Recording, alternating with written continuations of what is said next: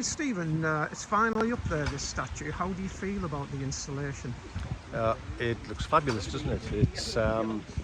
It just has an authentic look to it.